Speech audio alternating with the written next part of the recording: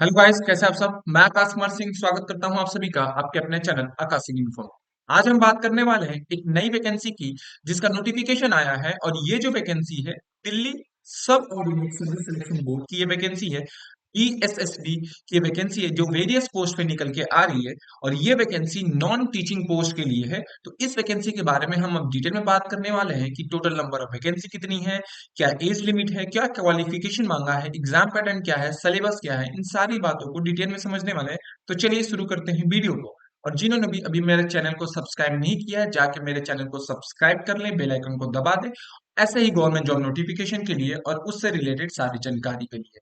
अगर मैं बात करूं इस वैकेंसी के बारे में, ये जो वैकेंसी है, ये वैकेंसी है दिल्ली सब ऑर्डिनेट सर्विस सिलेक्शन बोर्ड की, जो निकली हुई है नॉन टीचिंग पोस्ट के लिए। नॉन टीचिंग पोस्ट के लिए वैकेंसी निकली हुई है।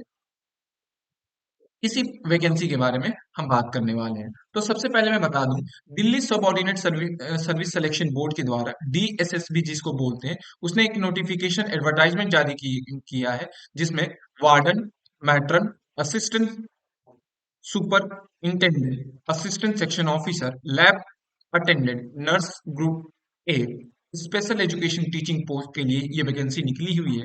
जिसमें वेरियस पोस्ट पे 863 वैकेंसी निकली हुई है। कितनी? तो 863 पोस्ट के लिए वैकेंसी निकली हुई है, जिसका अप्लीकेशन फॉर्म या रजिस्ट्रेशन फॉर्म 21 नवंबर से लेके 20 दिसंबर के बीच में भरा जाएगा।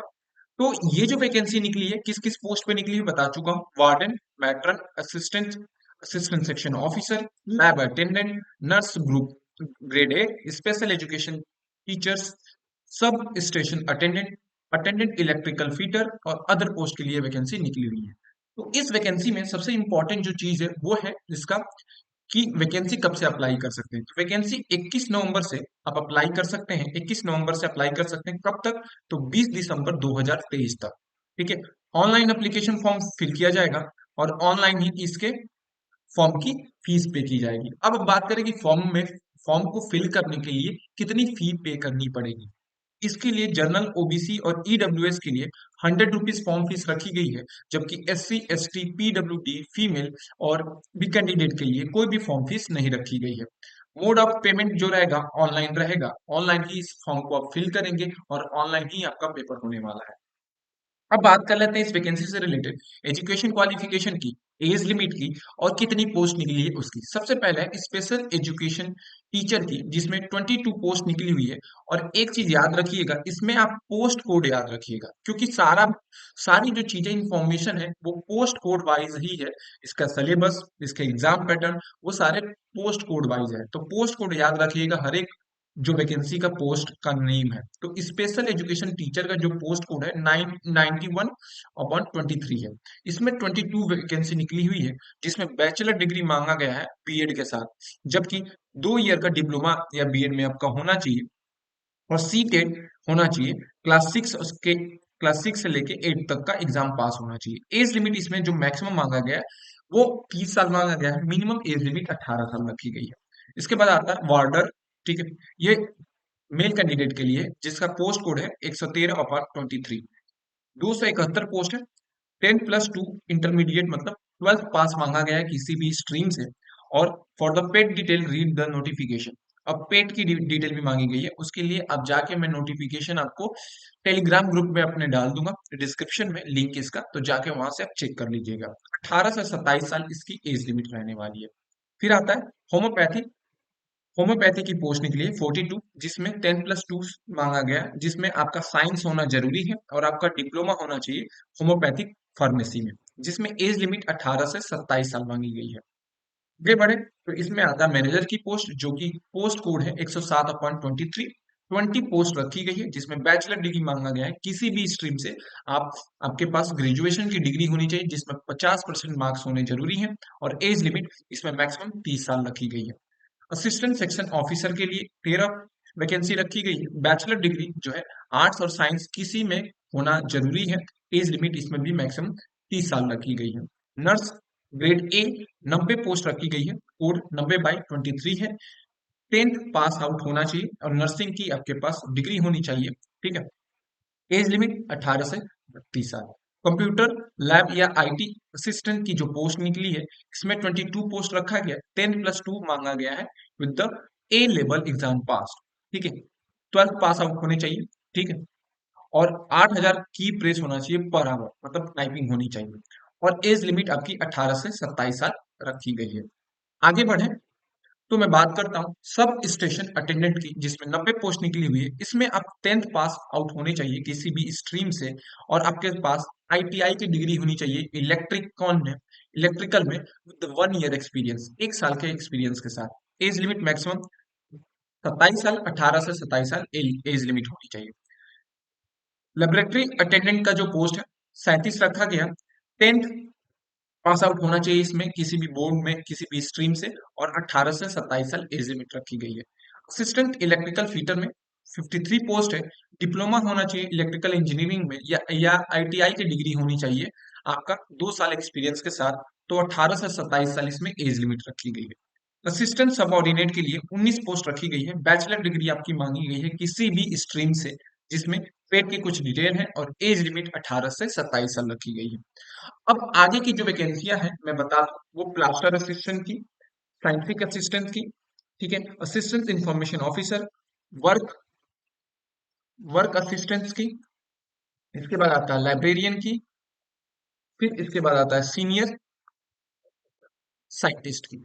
ये सारे पोस्ट हैं जिसमें नंबर ऑफ वैकेंसी जो आई थी, नंबर ऑफ वैकेंसी है वो किसी में 3, किसी में 4, किसी में 5 रखा गया है। जबकि वर्क असिस्टेंस में जो एज लिमिट मांगा है, जो एलिजिबिलिटी मांगा है, क्वालिफिकेशन, वो 10th पास आउट होने चाहिए, जिसमें 1 साल का आपका एक्सपीरियंस होना चाहिए।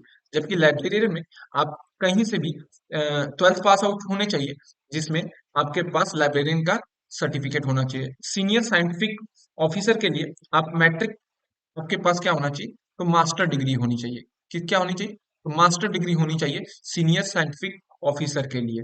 ठीक है, मास्टर डिग्री होनी चाहिए, और इसमें एज लिमिट 18 से 30 साल मांगा गया है। ठीक है, तो ऐसे करके नंबर ये वैकेंसियां हैं। वीडियो लंबा हो जाएगा, इस वजह से मैं जो और सारी वैकेंसियां हैं, जो 1-2 पोस्ट इसमें रखी गई है वैकेंसी, वो नहीं बता रहा हूँ। पीडीएफ में जो रहेगा वो टेलीग्राम में दे दूंगा, जाके आप वहां से चेक कर सकते हैं। अगर मैं बात करूं आगे इसके सिलेक्शन प्रोसीजर के बारे में, तो सिलेक्शन प्रोसीजर सबसे पहले आपका रिटन एग्जाम होगा, स्किल टेस्ट होगा, डॉक्यूमेंट वेरिफिकेशन होगा, देन आपका मेडिकल एग्जामिनेशन होगा। अब इस सिलेक्शन प्रोसीजर को अच्छे से समझिएगा, क्योंकि मैं इसके बाद एग्जाम पैटर्न बताने जा रहा हूँ। सबसे पहले आपका रिटन एग्जाम होगा। ये जो रिटन एग्जाम है, ये रिटन एग्जाम जो होगा टायर 1, टायर 1 और टायर 2 के पोस्ट के लिए हो रही है। टायर 2, टायर 1 और टायर 2 के लिए होगा रिटन एग्जाम। अब इसमें जो वैकेंसियां हैं नंबर नंबर उनके क्या है, पोस्ट कोड है। क्या है, पोस्ट कोड है। पोस्ट कोड पे इनके सारे जो सिलेबस है वो डिफाइन किए गए हैं। लेकिन मोस्टली जो ये सिलेबस रखा गया है, जो भी सिलेबस है, उसमें क्या पूछा जाएगा। अब इसमें 2 सेक्शन में डिवाइड है। एक है सेक्शन ए, और दूसरा है सेक्शन बी। ठीक है, सेक्शन ए और सेक्शन बी।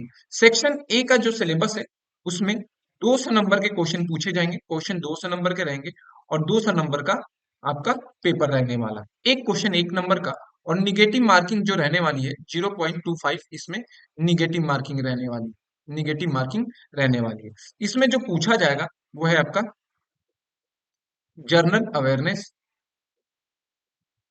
जनरल अवेयरनेस पूछा जाएगा, रीजनिंग पूछा जाएगा, फिर आपका अर्थमेटिक, अर्थमेटिक, चौथा है आपका हिंदी, और पांचवा है इंग्लिश। कहने का मतलब आपका सेक्शन जो ए है, उसमें 5 पार्ट में ये डिवाइड है। हर एक पार्ट जो रहेगा 40 नंबर का रहेगा। टोटल 100, टोटल 200 क्वेश्चन 200 नंबर के रहने वाले हैं। सेक्शन बी जो रहेगा, जिस स्पेसिफिक पोस्ट के लिए आप अप्लाई कर रहे हैं, जिस स्पेसिफिक पोस्ट के लिए अप्लाई कर रहे हैं, उसके लिए आपका ये टेस्ट होने वाला है। अब याद रखिएगा, कुछ इसमें चीजें बताने वाला हूँ जो कि बहुत इंपॉर्टेंट है, तो वो इस बात को आप समझ लीजिएगा जो बहुत इंपॉर्टेंट है। अब ये है इस पोस्ट के लिए कि जो भी इसमें पोस्ट रखी गई है टायर 1 और टायर 2 की, तो टायर 1 में सेक्शन 1 और सेक्शन बी रखा गया है। जो टायर 1 है, टायर 1 है, टायर 1 में सेक्शन ए रखा गया है, ठीक है, जो कि जनरल पोस्ट के लिए है। लेकिन एक टायर वन की पोस्ट है जिसमें टेक्निकल पोस्ट है। क्या है? टेक्निकल पोस्ट है। तो ये है, इसमें सेक्शन ए है और सेक्शन बी में ये डिवाइड है। मतलब आपके दो पेपर होंगे, सेक्शन ए और सेक्शन बी। सेक्शन ए और सेक्शन बी आपके ये दो पेपर डिवाइड होंगे। तो याद रखिएगा, सेक्शन ए में कोई भी आपका मिनिमम क्वालिफिकेशन मार्क नहीं रखा गया।